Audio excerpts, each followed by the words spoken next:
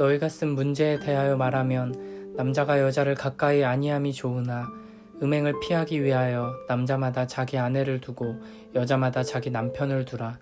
남편은 그 아내에 대한 의무를 다하고 아내도 그 남편에게 그렇게 할지라.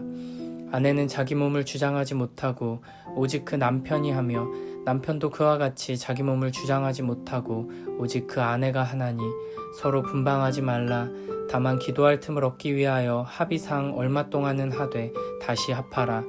이는 너희가 절제 못함으로 말미암아 사탄이 너희를 시험하지 못하게 하려 함이라. 그러나 내가 이 말을 함은 허락이요 명령은 아니니라. 나는 모든 사람이 나와 같기를 원하노라. 그러나 각각 하나님께 받은 자기의 은사가 있으니 이 사람은 이러하고 저 사람은 저러하니라. 내가 결혼하지 아니한 자들과 과부들에게 이르노니 나와 같이 그냥 지내는 것이 좋으니라. 만일 절제할 수 없거든 결혼하라. 정욕이 불같이 타는 것보다 결혼하는 것이 나으니라. 결혼한 자들에게 내가 명하노니 명하는 자는 내가 아니요 주시라. 여자는 남편에게서 갈라서지 말고 만일 갈라섰으면 그대로 지내든지 다시 그 남편과 화합하든지 하라. 남편도 아내를 버리지 말라. 그 나머지 사람들에게 내가 말하노니 이는 주의 명령이 아니라 만일 어떤 형제에게 믿지 아니하는 아내가 있어 남편과 함께 살기를 좋아하거든 그를 버리지 말며 어떤 여자에게 믿지 아니하는 남편이 있어 아내와 함께 살기를 좋아하거든 그 남편을 버리지 말라. 믿지 아니하는 남편이 아내로 말미암아 거룩하게 되고 믿지 아니하는 아내가 남편으로 말미암아 거룩하게 되나니 그렇지 아니하면 너희 자녀도 깨끗하지 못하니라. 그러나 이제 거룩하니라. 혹 믿지 아니하는 자가 갈리거든 갈리게 하라. 형제나 자매나 이런 일에 구애될 것이 없느니라. 그러나 하나님은 화평 중에서 너희를 부르셨느니라. 아내된 자여 내가 남편을 구원할는지 어찌할 수 있으며 남편 된 자여 내가 내 아내를 구원할는지 어찌할 수 있으리요. 오직 주께서 각 사람에게 나눠주신 대로 하나님이 각 사람을 부르신 그대로 행하라. 내가 모든 교회에서 이와 같이 명하노라. 할례자로서 부르심을 받은 자가 있느냐 무할례자가 되지 말며 무할례자로 부르심을 받은 자가 있느냐 할례를 받지 말라. 할례 받는 것도 아무것도 아니요 할례 받지 아니하는 것도 아무것도 아니로되 오직 하나님의 계명을 지킬 따름이니라. 각 사람은 부르심을 받은 그 부르심 그대로 지내라. 내가 종으로 있을 때에 부르심을 받았느냐 염려하지 말라. 그러나 내가 자유롭게 될 수 있거든 그것을 이용하라. 주 안에서 부르심을 받은 자는 종이라도 주께 속한 자유인이요 또 그와 같이 자유인으로 있을 때에 부르심을 받은 자는 그리스도의 종이니라. 너희는 값으로 사신 것이니 사람들의 종이 되지 말라. 형제들아 너희는 각각 부르심을 받은 그대로 하나님과 함께 거하라.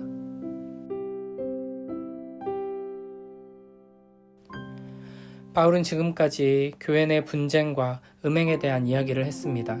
그리고 이제부터는 고린도 교회가 질문한 내용들에 대해 답변합니다. 7장은 결혼과 부부관계에 대해 이야기합니다. 고린도 교회는 그리스 로마 철학 이원론적 세계관의 영향을 받아 영과 육을 분리해서 보고 육에 대해 양극단의 잘못된 생각으로 나아가게 됩니다. 쾌락주의 혹은 금욕주의에 빠지게 된 것이죠. 영적인 것만 영원한 것이고 선한 것이니 육적인 생활은 마음대로 해도 된다는 쾌락주의의 근거에 성적으로 문란한 모습을 보이는 자들이 있었습니다. 이에 대해 바울은 6장에서 우리 몸이 성전이고 우리 몸으로 하나님께 영광을 돌려야 한다고 말했습니다. 이어서 7장에서는 다른 반대 극단, 금욕주의로 말미암아 왜곡된 신앙에 대해 지적합니다. 1절, 2절을 보면 너희가 쓴 문제에 대하여 라고 말합니다. 바울이 고린도 교회에서 바울에게 보내온 편지에 대해 답변하고 있다는 것을 알 수 있습니다. 여기서 남자가 여자를 가까이 아니함이 좋으나 라고 말하는데 당시 헬라어에 따옴표 같은 문장 부호가 없어서 구분하는 것이 쉽지 않지만 바울의 말이라기보다는 고린도 교회에서 보내온 편지에서 한 말이라고 볼 수 있습니다. 그러니까 따옴표를 넣어서 번역하자면 너희가 쓴 편지에서는 남자가 여자를 가까이 아니함이 좋다라고 했지만 음행을 피하기 위해 남자마다 자기 아내를 두고 여자마다 자기 남편을 두라 입니다. 고린도 교회 안에 쾌락주의적인 관점으로 방탕하게 살아가는 사람들이 있었고 이를 보고 또 어떤 이들은 정반대의 극단, 금욕주의를 향한 것입니다. 그래서 부부 사이의 성적인 행위까지도 악한 것으로 보고 신앙에 방해가 되는 것으로 여긴 것이죠. 그러나 쾌락주의가 성경의 가르침에서 벗어난 것인 만큼 금욕주의도 성경의 가르침에서 벗어난 것입니다. 인간은 결코 금욕을 통해 거룩으로 나아갈 수 없습니다. 기본적으로 금욕주의는 성에 대한 오해, 몸에 대한 오해에서 비롯된 방식입니다. 몸은 결코 악한 것이 아닙니다.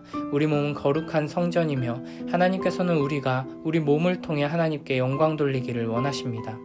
또한 금욕주의는 인간의 부패와 타락을 간과한 매우 교만한 생각입니다. 이 땅에서 사는 동안 인간은 결코 모든 욕심을 다 버리고 욕심에서, 죄에서 자유한 존재가 될 수 없습니다. 특히 성적인 문제에 있어서는 더욱 그렇습니다. 우리는 우리의 몸과 성을 죄악시해서는 안 됩니다. 이것을 마음대로 남용하고 오용해서는 안 되겠지만 함부로 쓰면 안 된다고 풀어보지도 않고 구석에 처박아 놓아서도 안 되는 것입니다.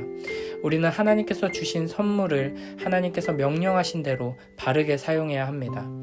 하나님께서는 한 남자와 한 여자가 혼인 언약 안에서 부부가 되어서 가정을 이루도록 하셨습니다.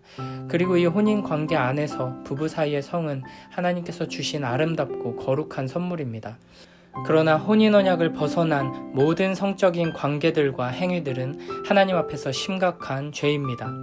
그래서 바울은 고린도 교회가 처한 여러 가지 복잡한 상황 속에서 결혼에 대해, 가정에 대해 실제적인 교훈들을 이야기하는 것입니다.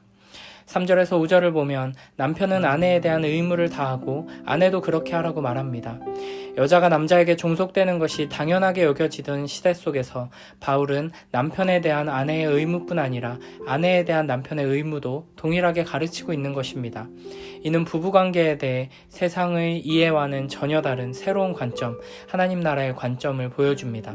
세상 속에서 남자와 여자, 부부관계는 서로 다투며 서로 기득권을 차지하고 서로를 통제하려고 하지만 복음 안에서 부부관계는 사랑의 질서 안에서 세워지는 것입니다.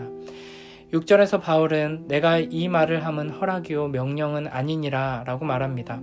어떤 상황 속에서도 무조건 이렇게 해야 한다는 것이 아니라는 것이죠. 하나님의 말씀을 우리 삶에 적용할 때 단 하나의 답만 정해져 있는 것은 아닙니다. 각각의 삶이 처한 상황과 배경이 다 다르기 때문입니다. 그러므로 우리는 하나님의 뜻이 삶 속에서 드러날 수 있도록 성경의 가르침과 원리를 붙들고 매 순간 각자가 처한 상황 속에서 최선의 선택을 내리기 위해 기도하며 나아가야 하는 것입니다. 7절에서 바울은 나는 모든 사람이 나와 같기를 원한다 라고 말합니다. 유대인이자 어려서부터 바리새인으로 랍비로 자라온 바울은 아마도 이른 나이에 결혼을 했을 가능성이 매우 높습니다. 그러나 현재는 독신의 상태로 선교 사역을 감당하고 있죠. 바울은 아마도 그리스도인이 된 이후에 신앙으로 인해 가족들에게 버림받고 이혼한 상태일 가능성이 높습니다. 아무튼 바울은 모든 사람이 자신과 같이 독신의 상태로 하나님 나라를 위한 사역에 전념하게 되길 바란다고 말합니다. 그러나 모두가 다 이와 같은 길을 가야 한다는 것이 아니라 각각 하나님께 받은 자기의 은사를 따라 하나님께 영광을 돌리는 복된 선택들을 하기 바란다고 말합니다. 그리고 이를 위해 다양한 상황 속에서 어떻게 하나님의 말씀을 적용해야 할지 가르칩니다. 8절 9절은 결혼하지 아니한 자들과 과부들에게 말합니다. 아직 결혼하지 않은 자들 혹은 결혼했거나 배우자가 먼저 세상을 떠나 홀로 된 경우에는 바울처럼 다시 결혼하지 않고 혼자 있는 것이 좋다고 말합니다. 그러나 이것 또한 모든 상황 속에서 무조건 그렇게 해야 하는 것은 아닙니다. 혼자 지내는 것보다 결혼을 하는 것이 하나님의 자녀답게 사는 데 도움이 된다면 결혼을 하는 것이 낫다고 말합니다.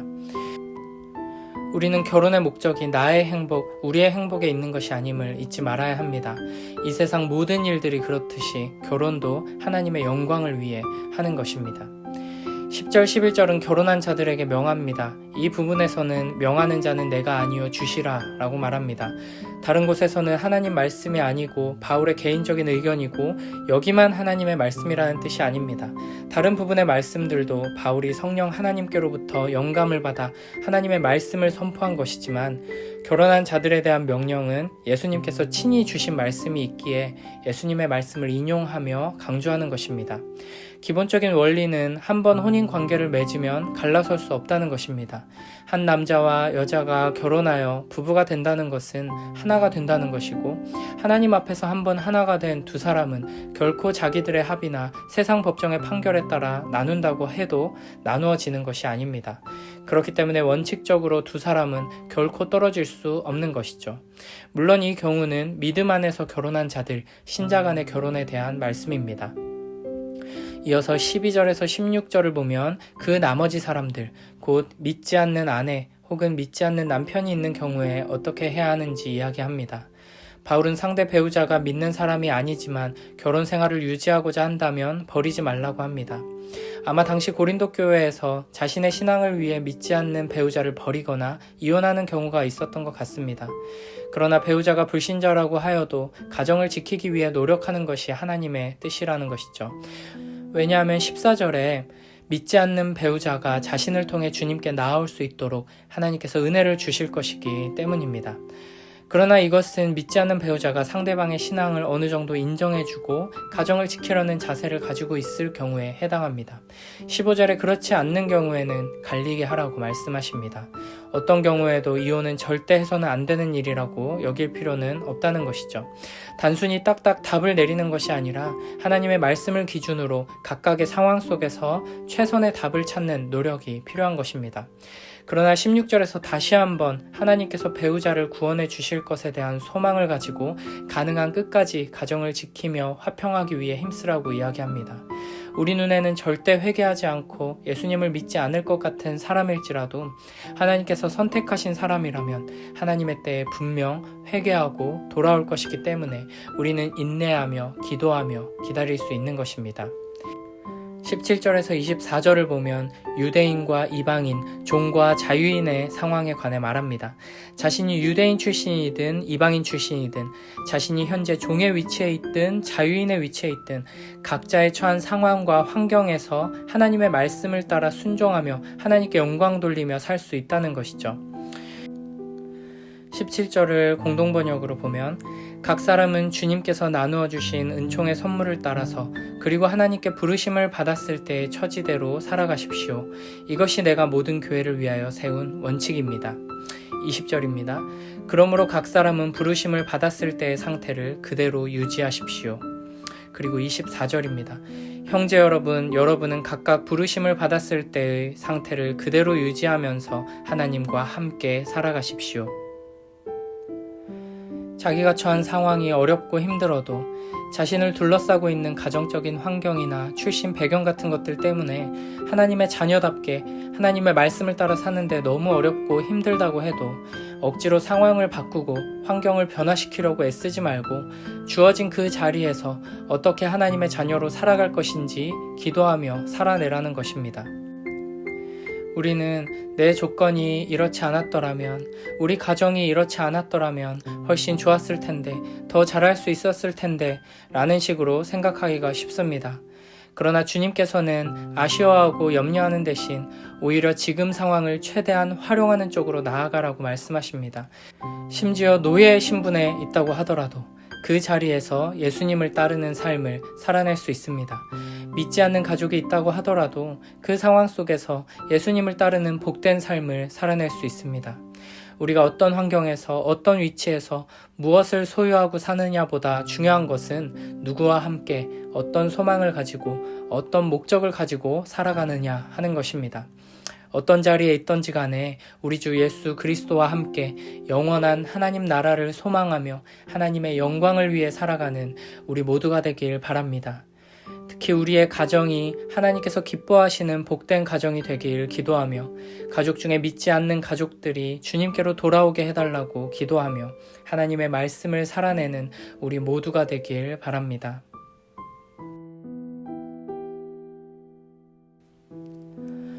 여러분이 적어보낸 문제를 두고 말하겠습니다. 남자는 여자를 가까이 하지 않는 것이 좋습니다.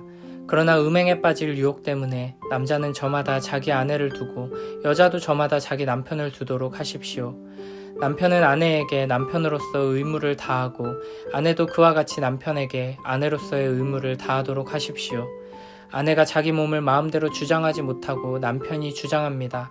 마찬가지로 남편도 자기 몸을 마음대로 주장하지 못하고 아내가 주장합니다. 서로 물리치지 마십시오.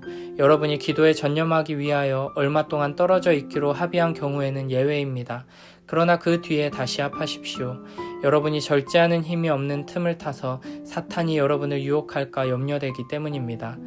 그러나 내가 이것을 말하는 것은 그렇게 해도 좋다는 뜻으로 말하는 것이지 명령으로 말하는 것은 아닙니다. 나는 모든 사람이 다 나와 같이 되기를 바랍니다.